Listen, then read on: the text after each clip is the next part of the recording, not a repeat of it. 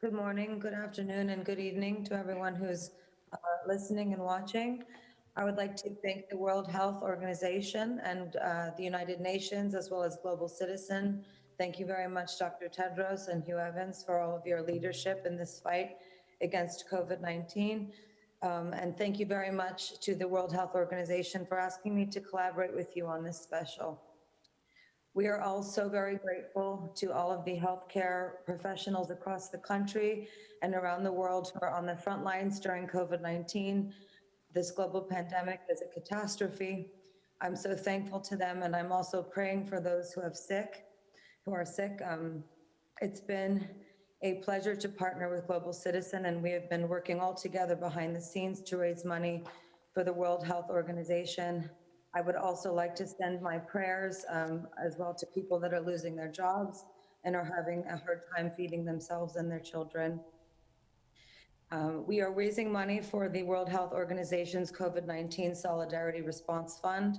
And 7 days ago, we held a call with more than 68 corporate leaders from some of the world's biggest and most generous companies. And I asked them to join my corporate kindness list, as there have been many corporations and philanthropists that have been very, very generous during this time. Since then, we have also been calling on philanthropists around the world as well, and tech companies included. Again, I'd like to reiterate our deep gratitude to the medical community. My heart is very, very achy and warm for those who are ER doctors as well as nurses who are sleeping in cars to make sure that they don't infect their families or their patients. What you are doing is putting yourselves in harm's way to help the world, and we all salute you, and you are a triumph, truly. I am proud to say that over the past 7 days, we've raised a total of $35 million for the Solidarity Fund. This money will include essential PPE, supplies and testing kits around the world, and will help improve lab capacity to rapidly process tests.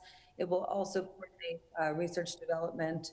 It is so important to think globally and to support the World Health Organization to curb the pandemic and prevent future outbreaks. I know Dr. Tedros is particularly concerned about Africa, and so are all. We also need to act locally by supporting local charities and initiatives so that the frontline healthcare workers and those in immediate need have the resources they need to survive during this time. It has been an honor to help with this huge broadcast event, which will take place on April 18th, where we need to tell the stories of and celebrate the frontline community, healthcare workers, and their acts of kindness. We will be on different networks, many networks actually, and I wanted to talk a little bit broadly about what we're going to be doing. What's very important is two things happen for all of us: that we celebrate and we highlight the singular, kind global community that is arising right now. Two, we want to highlight the gravity of this historical, unprecedented cultural movement. And three, we want to celebrate and encourage the power of the human spirit.